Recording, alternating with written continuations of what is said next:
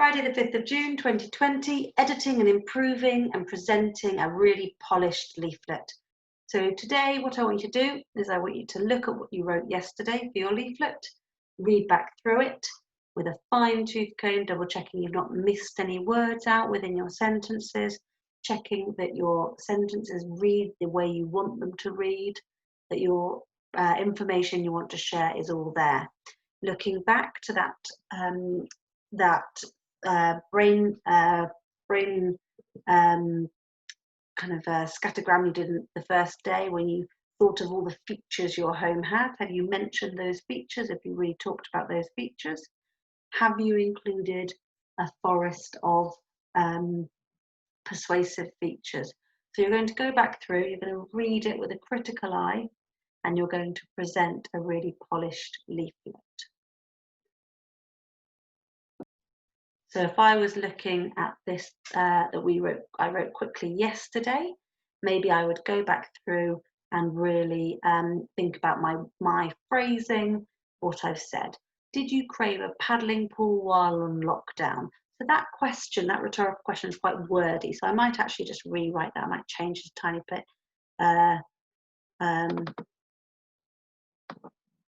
Maybe, is a paddling pool a lockdown essential for you? In this delightful dwelling, I want a comma there, is a garden. In this delightful dwelling is a garden which oozes fun and an air of relaxation. We are sure that if you weren't to spend lockdown here, you would regret it for years to come, maybe even a lifetime. Just double checking. As I'm reading through it, I'm just really thinking about my words and thinking whether that's the right word, whether I want the sentence to sound like that, or if I want to change it a tiny bit. I haven't talked about the paddling pool as soon enough, I think. So what I'm going to do is move that bit of my sentence. I'm going to change it round. So this is why it's quite good to have a draft and then for today to create a really polished piece. If you've done it on a computer, of course, it's easier to move things around. But if you've done it on paper, it means that you can really, if you're treating yesterday's as your draft, you can you can put arrows and move things around and then create a brand new one today. And then it'll be your final polished piece.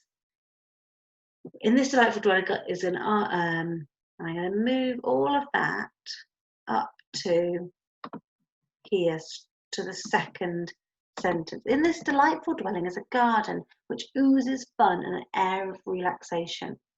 With a paddling pool larger than your bath, comma, there is space to play and keep clean. Why not throw in some bubble bath and make it an alfresco bath time?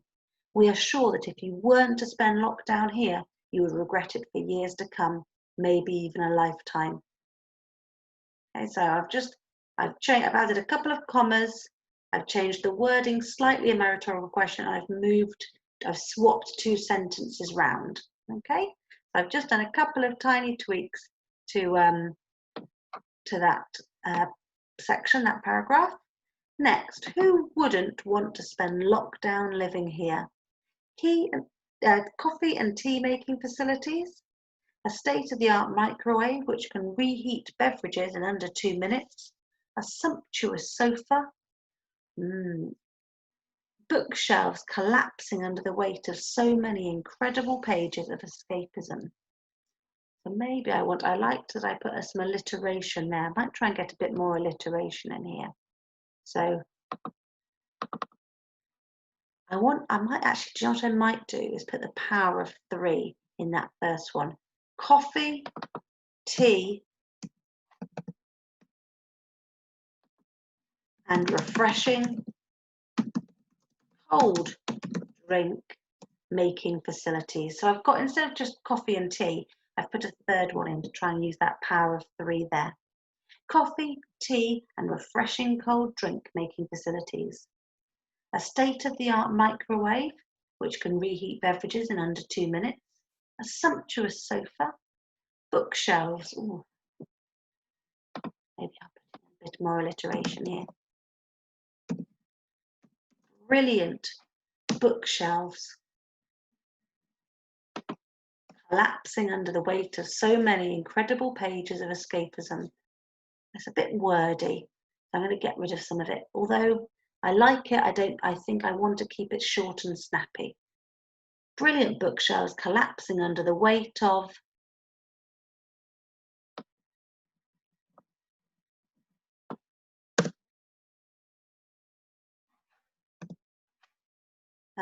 the weight of many of thousands pages of escapism. I might reword that again. I might think about it while I'm writing, because I might want to change that again because it still sounds a bit wordy. What I'm doing here is just really reading through and taking the time to think about what I've written and whether it's the best way of phrasing that sentence or that phrase, and just checking that I'm happy with what I'm putting down on the paper and that it's all sounding the way I want it to sound. I obviously would go back and choose much better images, or I would draw them myself.